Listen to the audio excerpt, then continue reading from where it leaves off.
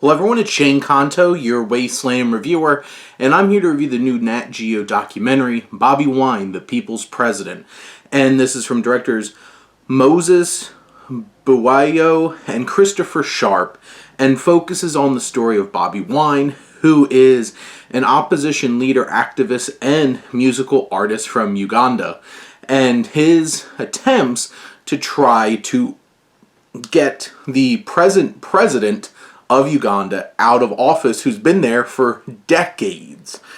I think they said he's won 5 elections, and utilizing military force.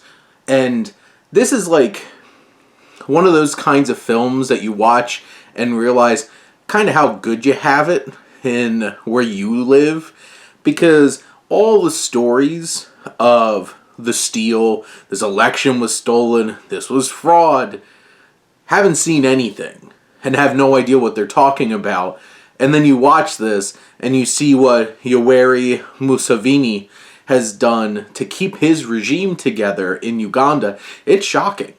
You see like them turning off the internet for days around the election so opposition can't communicate and the outside world can't figure out what's going on. You have situations of campaign members of the opposition being kidnapped by the military and held for months. You have all of these things, people being shot, guns going off as Bobi Wine's on these Zoom calls with people from like the UK and America, and you're just like, this is heavy.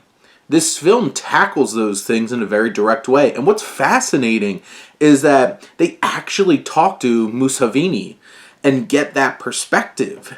And one of my biggest complaints about a lot of documentaries, especially activist documentaries, is like it doesn't really show the other side in terms of, and it's not even like trying to say it's like, well, they have some points too. No, like literally just presenting the perspective of the other people to get that full picture.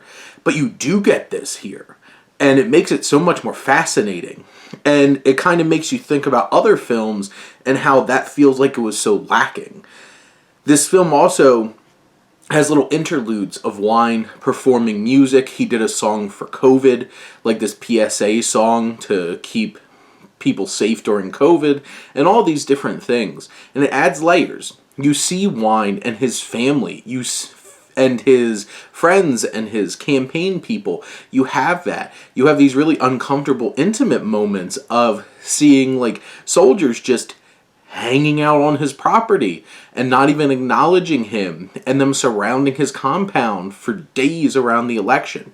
It's one of those kinds of things where it's just like, there's some really heavy things going on here, and it's eye-opening to see how bad certain countries are in terms of the freedoms that their people do not have, and how much unchecked power can really make an impact.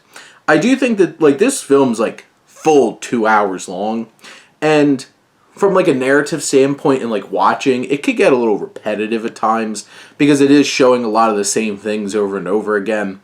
I think the film could have been a little tighter, a little leaner, but in general, this is such powerful material that it has to be seen. And Nat Geo and the directors here do a great job of painting this full picture of Uganda and how much or how little somebody is charismatic and as good as Bobi Wine can or can't make a difference in that situation.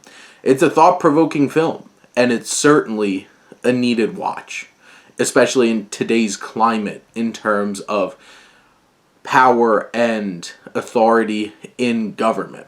So give this one a watch. But those are my thoughts on Bobi Wine, the People's President. Let me know what you think, and let's talk some movies. But thank you as always for tuning in and supporting your Wasteland reviewer.